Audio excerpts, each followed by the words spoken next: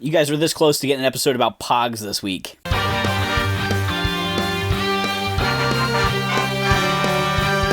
Welcome to Pegwarmers, I'm Kevin, and I'm here to talk about toys. I have been derelict of my duties here and have not talked about all of the G.I. Joe classified announcements and pre-orders and things like that. We had some announcements post Toy Fair, and I just had episodes already going on, things like that, and so I didn't talk about all of them. Some of these things I have touched on, but you know me, I want to talk about all the G.I. Joe stuff. The first figure on my list is Frag Viper. Frag Vipers are Cobra troopers who lob grenades using sporting equipment, these big flipper fin hooked pieces, and they have a backpack with a tube to it to just keep an endless supply of grenades coming. Cool looking figure, not one I had as a kid, so not one I'm dying for in classifieds.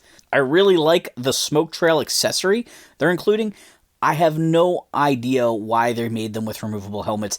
I don't think this is a character anybody cares to see without the helmet.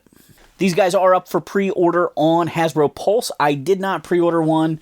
I am trying to be good, and I feel like, for me personally, Frag Viper can wait for an In the Wild find, because if I don't ever get one, I won't be that sad, but I wouldn't mind finding one. Next up is Blowtorch, the original G.I. Joe flamethrower. So this is a character from 1984, I believe. Kind of a obnoxious color figure with the orange and yellow. You know, one of the early absurd color guys. But because he's a flamethrower trooper, maybe you understand it. You don't want somebody to accidentally shoot his tank and light the whole jungle on fire. But also, who uses flamethrowers in combat? It's very World War II. The original 3 3/4 inch G.I. Joe figures were sort of basically based on some of the common figures from a green plastic army man bag. If you think about it, like the bazooka guy and the infantry guy and the guy with binoculars, they're pretty generic. And then when they moved on from there, we did get stuff like the flamethrower guy and the guy with the mine detector, right? You can kind of see where some of those early ideas came from. So Blowtorch is a cool character. I'm glad they're doing him, and I did pre-order him. Next up, Darklon. I know I did get a chance to talk about him before. He comes with 2 different masked faces. I'm not a huge Darklon fan. I like the concept. I like the Iron Grenadiers and Destro having sort of like a big army. Darklon was never my favorite figure. He's too mix-matchy. He's got tiger stripes and orange and green and red. He's got the mask. The mask's pretty cool. This version has reptilian eyes and then this alternative mask that's very interesting, but not really interesting to me. So I did not pre-order Darklon. Again, he's one of these guys, kind of like Frag Viper, where if I find him, I'll probably pick him up. And if I don't find him, I don't think I'll feel bad never getting him. Footloose. Yo, Joe. No, I love Footloose. One of my favorite figures. Such a great infantry trooper. Lots of fans of Grunt out there, but, Footloose was my generation's infantryman, having missed the original couple waves. I did have a lot of those figures secondhand, but, Footloose was really kind of my era's, the 85, 86 era's foot trooper. And I loved the leaves on his helmet. There was just something really cool about that. And it's the only thing I don't love about this figure is his helmet.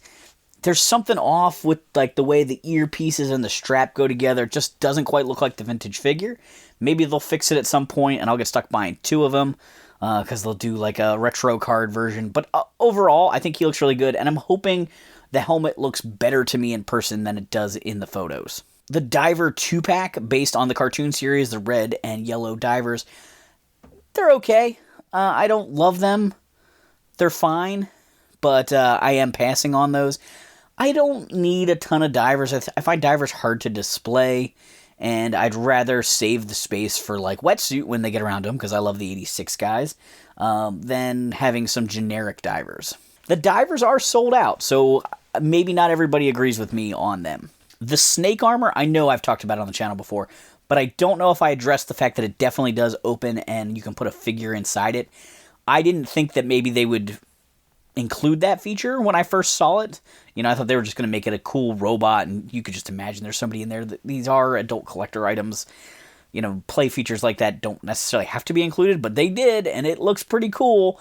And I ordered it, and it's sold out now. So I hope you guys got one. If you wanted one, I was nervous that I was going to miss out on it. You know how Pulse has that, like, bug and it makes you retype in your phone number all the time? I don't know. I hate having to order stuff on Pulse from my phone, and I wasn't home, and yeah, I got real nervous I couldn't get one, but I lucked out. It worked out. Things are good on the Snake front. Law and Order. I love these deluxe sets they're doing. I have always been a huge fan of the G.I. Joes with pets, and they've been doing it a lot. We had Mutton Junkyard. We had Naugahyde with his boar. They turned Road Pig into a deluxe figure, giving him a pit bull. And Law and Order, the G.I. Joe military police and canine figure. I really like this set. They look pretty good. The German Shepherd looks great. He has like a hood thing that you can put on him that I don't love. I'm sure that's based in the real world, but it just seems it looks kind of silly in plastic form. But the Law figure looks just like I would like him to, and you can take off, Order's mask thing, and then he looks the way I want him to, so I'm super pumped for that set. It is interesting with some of these guys that, like, originally had faces based on people, like Kirk Bazigian for Law. They're not carrying that over into Classifieds, and it seems like with Classifieds being a collector base where we're the people that know those references. We didn't know them as a kid, that, anybody looked like somebody around Rudat or Larry Hama or, any of these guys that had a character whose face sculpt was supposed to be based on them. But now that we're getting collector figures, I kind of wish they would do that, and maybe they are worried that these guys would want a royalty to do that.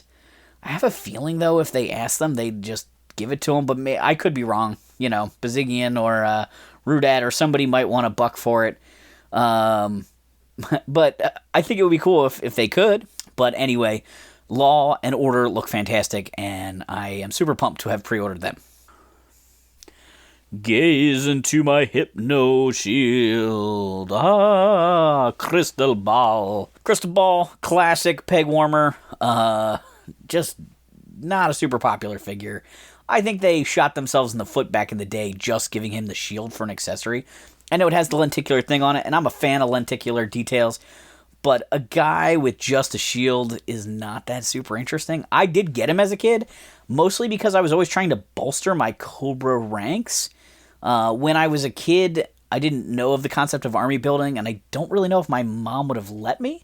The only army building I ever did was like at yard sales, where I thought it was really cool at one point when I had 2 Vipers, things like that, 2 Stormtroopers. But, they did come up with new characters. That's why I jumped on Cesspool when Eco Wars came out, because it was like another baddie to add to the ranks of Cobra leadership, which I always felt like I was lacking, because I didn't have some of the early guys. I didn't have Storm Shadow. I didn't have Firefly. I didn't have the Baroness as a kid growing up.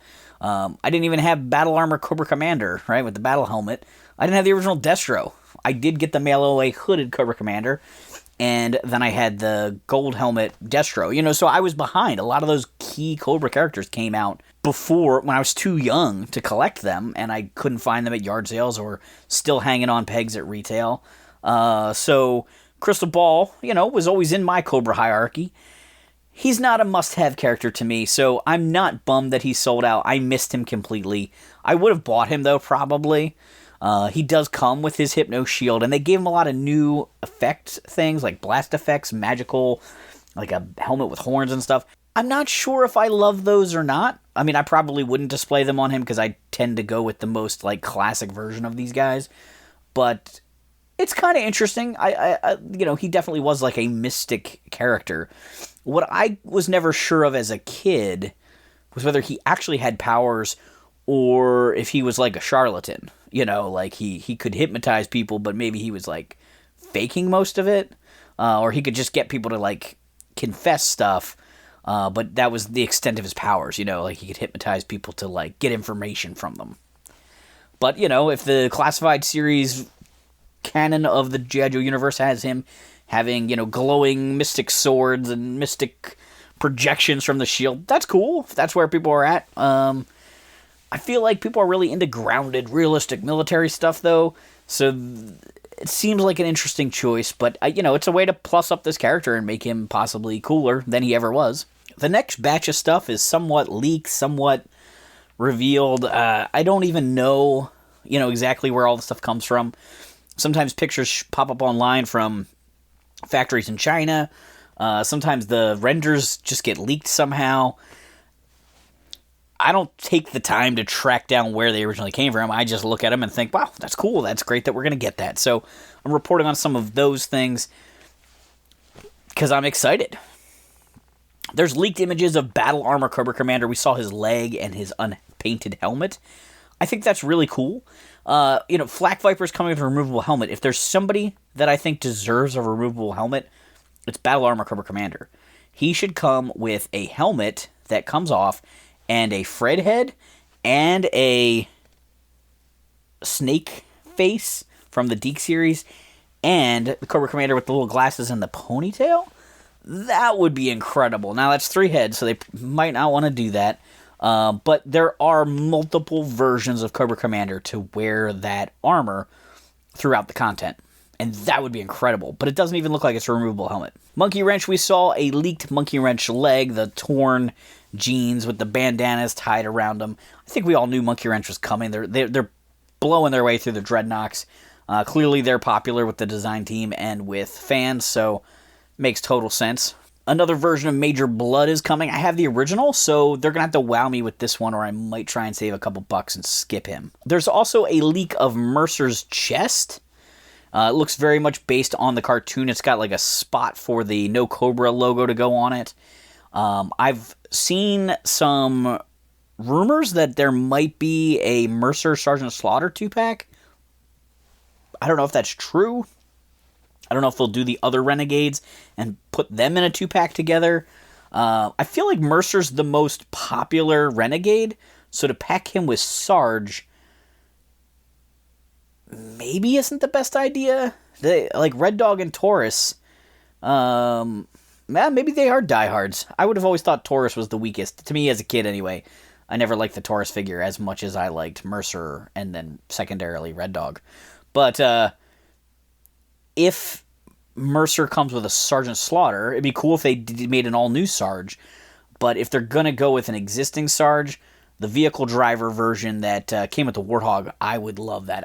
It's my favorite version of Sergeant Slaughter, not from like most nostalgic or most seen version, but just that one was like combat specialist Sergeant Slaughter, and I played with it all the time as a kid. The removable hat, the bandolier across his chest, that figure should have come with Spearhead and Max's gun. That white gun with the strap on it, man, you put that in that Sergeant's hand, he is awesome. Wait a minute. When are we getting Spearhead and Max in this line? Deluxe figure. Let's hope on that one. But yeah, Mercer's coming. Maybe with a Sarge. Not really sure. Then we saw some renders. Snake Eyes version 4. This is the paintball mask version that had originally orange accessories. They're toning down the orange on this one, but he looks pretty good. Maybe a little bit simplified, gear toned down a little bit, but I've always liked that version of Snake Eyes. I had him as a kid. He wasn't necessarily my primary Snake Eyes. Snake Eyes was one of the few guys I guess I had multiple versions of. Having version 3, version 4, and the Ninja Force version. I don't know what number that one was. That might have been 5. Anyway, I had multiple versions of Snake Eyes as a kid, and I liked that one. I often used him in adventures, even though version 3 was maybe a little bit cooler. They're doing green shirts. This is one I'll probably pass. It's a great army builder, definitely based on the cartoon. Super 7 sold a bunch of them in the 3 3/4 inch nano ring line they did. Great figure, great idea to offer. I know there are people that are looking for that. I don't love them that much in general, green shirts. I don't really like the concept of green shirts that much for G.I. Joe as just generic soldiers. If they're a super elite team, the only thing they're really useful for is just being in the background for a cartoon show, in my opinion. They do look cool on display with a G.I. Joe base as security officers and things like that, but I'm not doing that with classifieds, but the more power to you. If you love the green shirts, grab yourself a couple of them. Retro carded bats. Interesting that we're doing retro-carded bats, but we're not making them look like the original action figure. They have red faces, which is straight out of the cartoon. The bat is super popular, and the original bat figure from this line was made a long time ago. They are looking for ways to re-release the most popular stuff, which is why we're getting retro card things of a lot of things, right? It kind of makes sense, but it bugs me a little bit that the retro card line isn't truly retro, like the CoverGirl based on the cartoon as a retro card figure. It just doesn't make a lot of sense to me, but these are really cool. Debating whether I'll get several of them. I have several of the original bats, and I like them a lot, but this one's going to have a clear chest plate, so you can have the glossy chest plate over the chest detail, not that tinted one that came with the other one. And I think the red visor looks cool, even though we never had that as a toy. It just looked good in the cartoon. So I might get one or two of them. We'll have to wait and see. The MMS with Hawk. This is the mobile missile system that can be towed by our Vamp, which is awesome. It looks really good. We did get this released as a Cobra vehicle first for this line, and it's coming with a younger version of Hawk. The 86 style Hawk that we have already looks older. He looks a little bit more grizzled, and so this figure is a younger version of Hawk. I'm not in love with it. It's okay. He's got a little bit of extra, like plating going on, a little extra chest armor, which seems to be a trend. They did this with the new Breaker. They did it with Grunt. That's the classified look. I get it. And there's something about the face sculpt I feel like is not quite what I was expecting. It's not bad in any way. It just wasn't what I was envisioning. It doesn't quite look like Hawk to me. But overall, I'm glad we're getting the Colonel Abernathy version of Hawk, and the MMS looks great. The last couple things I'm talking about are things from Toy Fair. We know that we're going to get a Comic-Con exclusive Cold Slither pack with all the Dreadnoks done up as their Cold Slither rock band personas. And we have seen Zartan, so I can actually share a picture of that. He looks great. It's really a cool figure. I love the guitar. I'm looking forward to seeing the instruments with the other guys. This is a really cool set, and I hope I'm able to get it, even though I'm not attending Comic-Con. The last thing that I can think of off the top of my head that I really haven't talked about in one of these, G.I. Joe News episodes is the Night Force 2-pack with Beachhead and Quick Kick. I don't know if this will be some sort of an exclusive. I assume it will be. There wasn't a ton of information about it at Toy Fair, and then it was gone after the preview night stuff. Beachhead looks great. This is based on a Night Force version of Beachhead that was released post-94. In the 2000s, when Toys R Us had a lot of the big 6-pack sets, they reissued the Cobra Moray, and the drivers for that was a Night Force Flint and a Night Force Beachhead. This version of Night Force is a little different than the old ones. They had sort of like this checked shirt kind of thing, where it was like green with black lines on it. The Beachhead looks really cool. Quick Kick, they're definitely trying to go more military. He has shoes, he has a shirt. He's apparently got like a kabuki mask thing. I'm not in love with Quick Kick, but I really haven't seen a lot of pictures of him in other looks, just basically with the mask on, and that's kind of my least favorite version of him, because there's no real reference to him ever wearing a mask like that. It's not bad, it just isn't how I picture the character, but I'm excited to see more of that, and I will definitely get this set because I gotta get Beachhead. So in the comments down below, let me know what your favorite of the new-ish reveals from the G.I. Joe Classified line are. I know this isn't super brand new news, but I didn't get a chance to talk about it yet, so wanted to share some of my opinions with you guys. I also have some not so new to the collection figures here that I want to get opened. I always mention I have like a backlog of figures that I haven't opened. I have Power Ranger Lightning Collection stuff that I've never opened. I've got a lot of classified figures here that I've never opened, so I'm going to try and open 3 today. I've got Nunchuk from the closed-boxed era, and I've got the Crimson Twins from the original era of classifieds. Ralph Baducci. So here we've got Nunchuk out of the package. Nunchuk is the most military-themed Ninja Force character. He wears camo. What a change that is from some of the really crazy guys. We have gotten the Arctic Storm Shadow, which is Ninja Force Storm Shadow, right off the bat. Now we've got Nunchuk. Have they done any of the others? I know Dan has lobbied for the Ninja Force Zartan, and I'm sure it'll happen eventually, probably. Because this line seems to like it's never going to die. I would also assume they'll do Ninja Force Snake Eyes at some point, and probably Ninja Force Scarlet. They're doing... Oh, yeah, they're doing Slice and Dice. That was another set that was announced not that long ago. So they're making some progress. Bushido, Dojo. I'm like 1,000-mile stare trying to look at my Ninja Force stuff on the wall across the room to jog my memory. TJ Bang. Chabang. Ginzu. There's a lot of characters, and they're not all winners, really. But some of the core characters that have been redone in this series should definitely get done up. So he's got a camouflage gi, dark green and black, which looks great. He's got his ninja footwear on. He's got gloves with a little bit of armor plating on his shoulders and his wrists. The shoulder pads look like they could have been Zartan's or Zorana's or somebody's. I wonder if they were reused.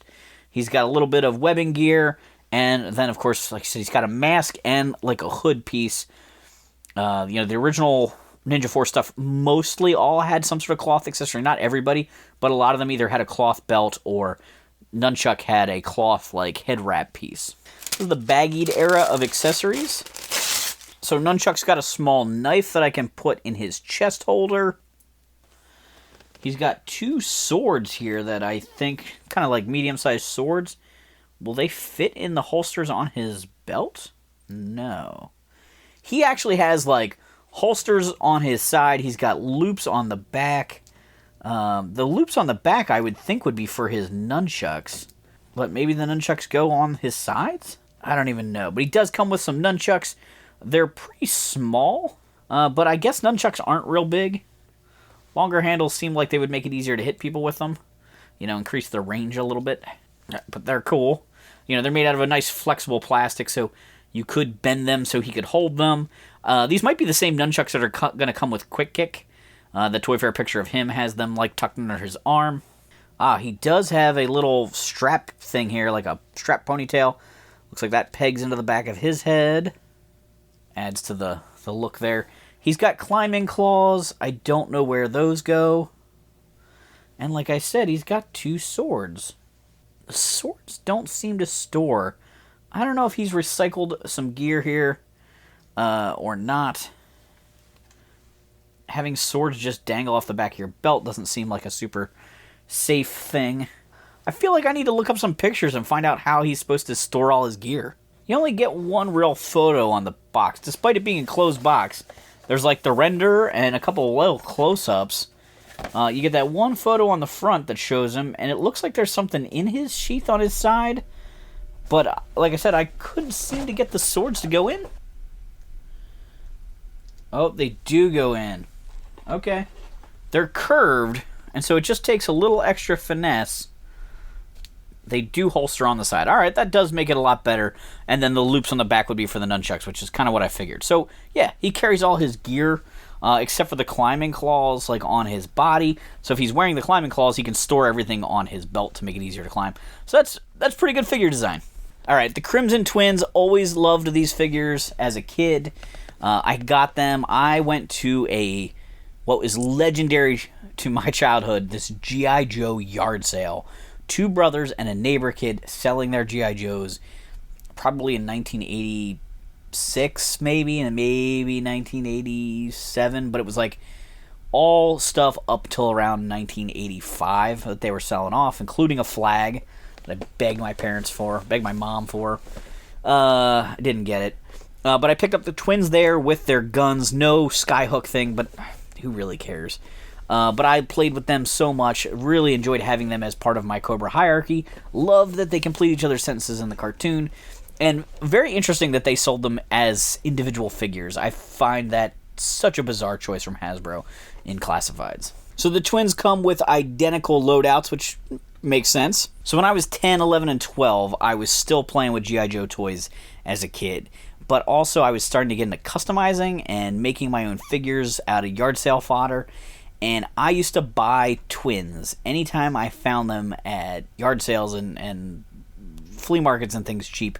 Because if I ever bought a beat-up Cobra Trooper, because at this point I started army building, because I realized, oh, this is cool. If I bought a Motor Viper and he had a broken waist, I could give him a twin's waist or twin's legs and make him the Motor Viper officer. And I did this pretty frequently. I know I had a Viper with twins legs. I had a Motor Viper with twins legs. I did it, I think, with a couple other figures. And so they became kind of like go-to guys to pick up if they were in halfway decent shape. So we've got a little submachine gun here with a removable magazine. I'm going to plug that in now so I don't lose it.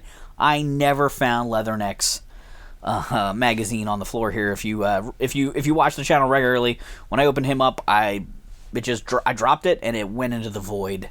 It's in another dimension now. Oh, one thing I'm noticing right away, they have a little silver wristband here. The twins had like a little techno device sculpted on their one hand originally, which I used to pretend was like a little blaster built into their arms, kind of like a Man-at-Arms in the Filmation cartoon opening. You know, he. They also had, you know, like lots of little holsters and extra accessories, and they did a pretty good job with these guys, it looks like. This one happens to be Zaymont that I'm working with here. He's the one with the scar, my preferred twin. So he's got identical swords, it looks like here, or knives. So I guess they go on, one goes on his hip and one goes in his boot. He's also got a suppressor here that I can plug into the front of his weapon. He looks pretty good. The silver, like the metal armor parts, are not painted. They're just a grayish, metallic-ish plastic. It doesn't look the best. This is kind of, we run into this with like the Lightning Collection Goldar and some of the other Power Ranger things where the mustardy yellow plastic that was supposed to be gold never quite looked great. The sculpt on these is good, but I do think they would benefit from actually having a little bit shinier silver stuff on them. Alright, so we got Tomax and Zaymont there. Mirror images of each other. Great looking figures. Glad to finally have them out of the package. They've been sitting around here for a long time. Alright guys, I got a chance to do a little bit of work down here in the basement earlier on Sunday. Just kind of milling through some stuff, getting rid of some trash, reorganizing things. I'm constantly trying to get things on display and, you know, get rid of packaging that collects down here from me opening things and just trying to make things better. But it's hard because I don't have like a ton of space. I really need to like basically buy more furniture for down here, more shelves. And I sometimes end up shifting other displays that exist. I have a showcase I'm trying to get filled up with Masters of the Universe stuff, which will probably be a video at some point. But sometimes it's tricky to like film something quality, like film good B-roll while you're in the process of setting it up, because either I'll just block all the shots or the lighting isn't great for me to set stuff up, but also for you to see into the space. Do you know what I'm saying? But so I'm always working on trying to come up with some more content for the show, but also make the progress on my collection that I want to make. But this was kind of fun to get to talk about some Joes that I wanted to you know, I'm excited they're coming out. Also got to open up some figures because I really need to get everything opened at some point. I hate keeping piles of unopened stuff sitting around. So I really appreciate you guys stopping by to check out this episode. Do me a favor, hit the like button or leave a comment. That really does help tell YouTube that this is quality content. If you want to support the channel further, consider joining us on Patreon. And most of all, just thanks for hanging on the peg with me.